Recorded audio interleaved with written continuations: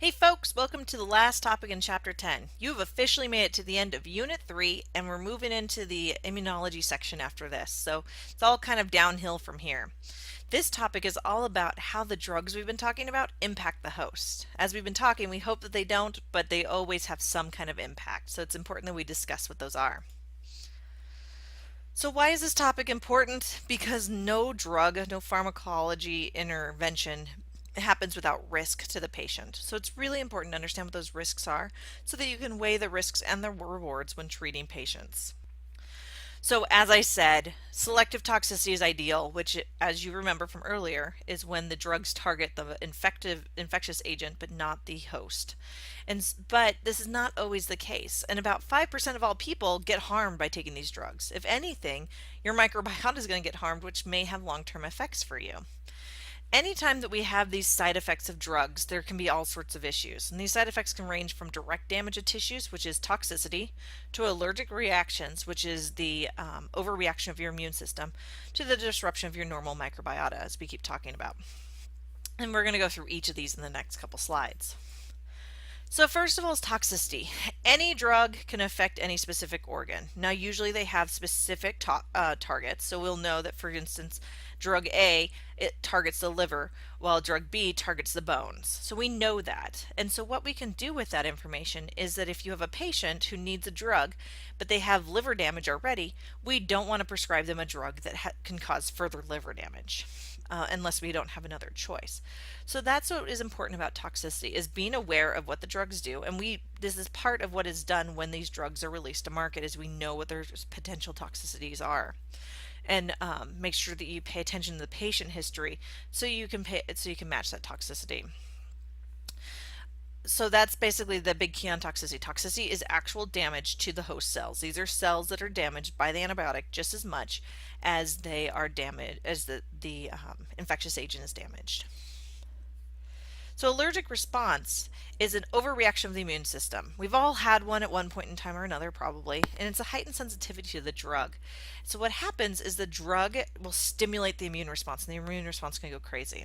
Now, these allergic responses can be anything from a rash to a fatal reaction. So it's really important to be aware of that. And everybody has, a lot of people rather, have allergic responses to different drugs. I am allergic to drugs. My husband's allergic to a specific type of drug.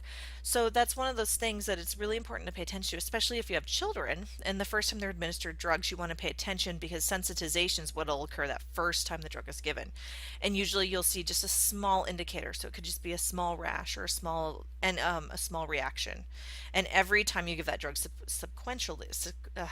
every time afterwards you give that drug, the reaction can get worse. So it's really important to pay attention to that the first time you administer any drug to any kind of person because of that allergic reaction, because it could only get worse. So just to remind you, just to hit that objective again, toxicity is the damage to the host cells by the drug, where the allergic response is an overreaction of the immune system to the drug. So those are the two differences between them. Now let's talk about the microbiota and what's important about them. Now the microbiota can be killed off sometimes easier than the pathogen by the antibiotics that are being used. And so what happens then is if you kill off everything else that's competing for nutrients, the pathogen is going to be able to flourish. And this creates what is known as a superinfection. And so then the superinfection is even worse. And because they've already been exposed to the antibiotic, they may have developed resistance or may have always been resistant to that antibiotic. So now you're back to square one. So it's really important to have a good handle on how that's working and to try to protect that microbiota for as long as you can when treating infections, because it's helping prevent that infection, because it's their environment too. They don't want that pathogen there any more than you do. So we've talked about this a lot with the shotgun versus the sniper approach. And this is kind of some final thoughts for you guys on the use of antimicrobials and how important they are, but also how we have to be really careful with them. So we used to believe there was a cure-all. If you had a nose or a sinus infection, here, have some antibiotics. Well, sinus infections tend to almost always be viral, and as we've learned, antibiotics don't work very well against viral infections unless you're using a specific one. And we haven't really developed a whole lot of really strong ones, especially for something as simple as a sinus infection. Usually our antivirals are something we're looking for a lot stronger, deadlier viruses. And so if we don't have any harm or have any effect on that disease, all we're doing then is creating more resistant bacteria. And this can be really harmful in the food chain, like especially if you're talking about cattle or pork or anything like that being fed these antibiotics.